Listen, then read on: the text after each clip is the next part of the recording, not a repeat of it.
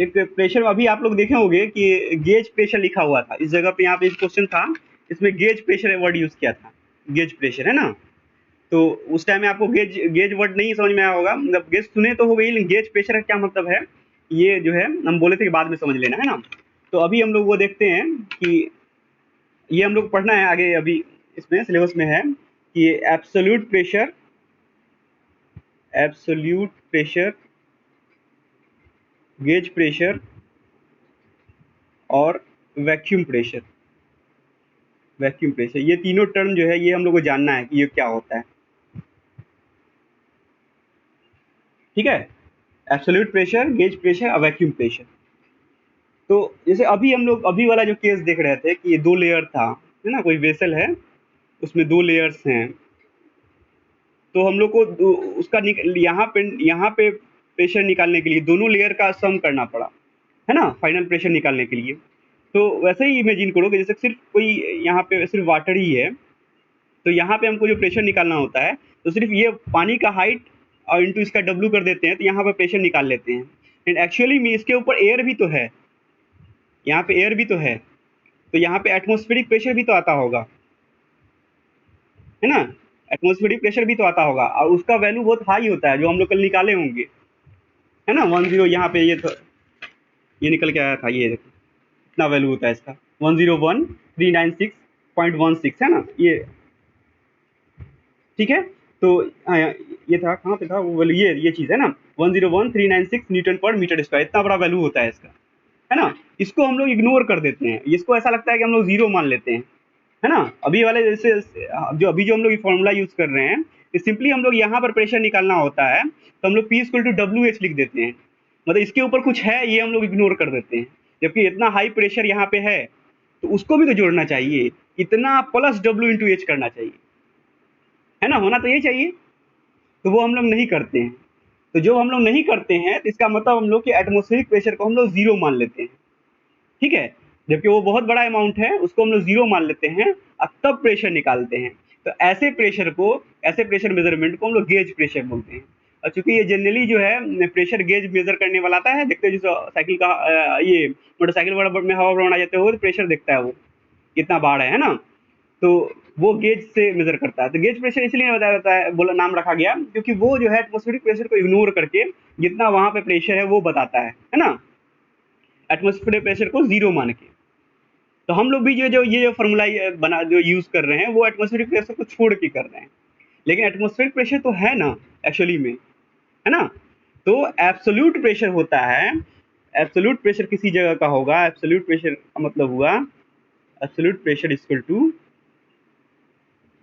Atmospheric pressure, atmospheric pressure हाँ plus gauge pressure actually में। तो कभी कोई छोटा मोटा न्यूमेरिकल भी पूछता है कि पानी का इतना हाइट है 2 मीटर, तो उसके बॉटम पे कितना प्रेशर आता होगा in terms of absolute pressure, ऐसा करके पूछा होता होगा, या इसके बॉटम में एब्सोल्यूट प्रेशर कितना आता होगा, तो आपको WH करना पड़ेगा प्लस आपको एटमॉस्फेरिक प्रेशर को ऐड करना पड़ेगा। ठीक है, ये बात समझ गए, इसमें कोई दिक्कत नहीं होना चाहिए, इजी सी बात है। तो ये रही बात कि gauge pressure atmospheric absolute pressure का ये कॉन्सेप्ट था, है ना। कभी कभी क्या होता है, हाँ हाँ हाँ W इंटू एच होता है यहाँ पे इस चीज के लिए, है ना। बाकी अदर इंस्ट्रूमेंट्स जो निकालते हैं तो वहां पे कुछ अदर तरीका होता है, पूरा मैकेनिज्म होता है, उसको यूज करके वो बताता है वैल्यू। जैसे अभी आगे ये हम लोग को पढ़ना भी है कि बर्डन गेज कैसे वर्क करता है, जो प्रेशर नापता है गेज, ठीक है। तो वो अलग बात है, गेज प्रेशर यहाँ पे हम लोग W इंटू एच के बराबर यूज करते हैं, ठीक है। तो ये हो गया। अब जो टर्म है ये वैक्यूम प्रेशर, तो आप लोग सुनते होंगे कि बोला जाता है कि निगेटिव प्रेशर था वहां पे, है ना, बहुत टर्म में माइनस इतना प्रेशर बताए थे। तो निगेटिव प्रेशर ऐसा कुछ एग्जिस्ट नहीं करता है ना। निगेटिव प्रेशर क्या होगा, यहाँ पे कुछ नहीं है तो वहां पे कोई प्रेशर नहीं होगा, जीरो प्रेशर होगा, है ना। लेकिन निगेटिव का क्या मतलब हुआ, तो निगेटिव हम लोग उस प्रेशर को बोलते हैं कि वो एटमॉस्फेरिक से कितना कम है ये बताते हैं। एटमॉस्फेरिक को जीरो मान लिए, तो जीरो से कितना कम है ये बात करते हैं हम लोग, है ना। तो उसको हम लोग बोलते हैं निगेटिव, जीरो से कम होगा तो मतलब निगेटिव बोल देते हैं। लेकिन वो भी प्रेशर निगेटिव नहीं होता है, कुछ ना कुछ होता है, उसका भी अगर एब्सोल्यूट निकालोगे तो वो वैल्यू कुछ ना कुछ होगा। जैसे यहाँ पे ही एटमॉस्फेयर को मान लो को हटा दो, यहाँ पे आप वैक्यूम क्रिएट कर दो, है ना। इसके ऊपर कोई प्रेशर नहीं है अभी, इसके ऊपर एटमॉस्फेरिक प्रेशर नहीं है, जीरो है ना, एब्सोल्यूट जीरो है। तो यहाँ पे कुछ प्रेशर है नहीं। अब जो थोड़ा बहुत प्रेशर हुआ भी, अगर ये एटमॉस्फेरिक से कम है ना, तो उसको क्या बोलोगे आप, माइनस में बोलोगे ना।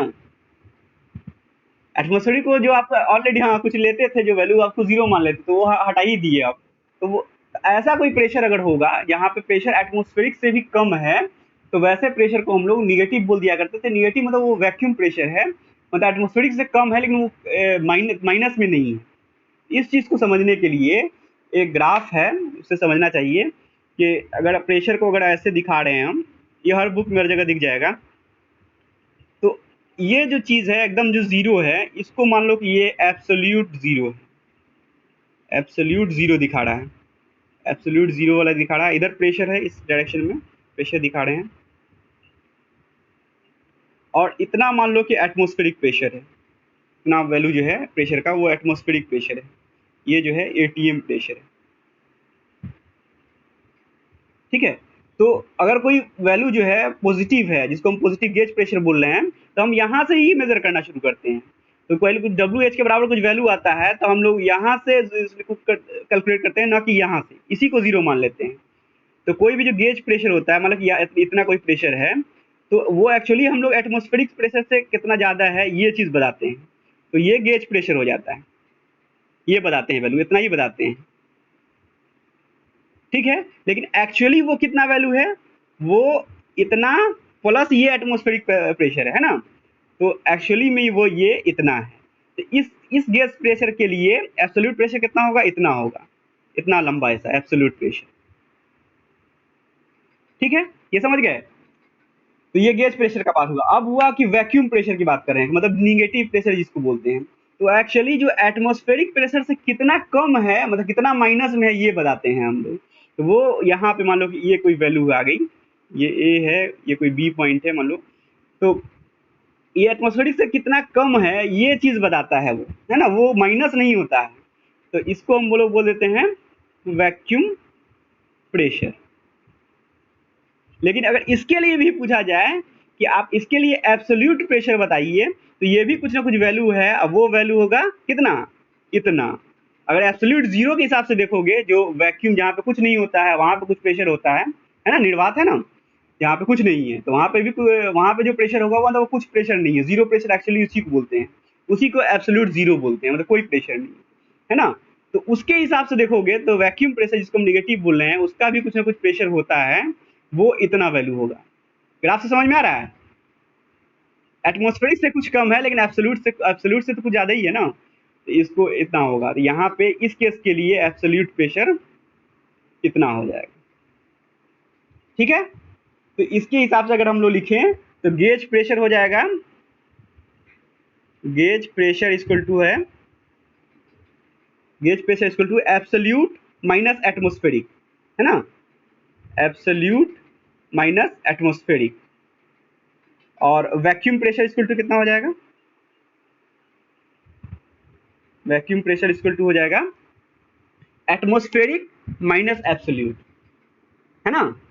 एटमॉस्फेरिक में से एब्सोल्यूट घटा देंगे तो ये वैक्यूम बचेगा, ठीक है ना इसमें। तो ये हो जाएगा एटमॉस्फेरिक माइनस एब्सोल्यूट, या इसको यूं बोला जाए कि इस केस के लिए एब्सोल्यूट क्या होगा, वो होगा एटीएम माइनस वैक्यूम प्रेशर, है ना। तो ये अपना घुमा फिरा के लिख सकते हो। मतलब ये चीज है कि कभी कभी कन्वर्जन पूछता है कि इतना वैक्यूम प्रेशर है, इसका एब्सोल्यूट प्रेशर कितना होगा, तो ये बताइए, है ना।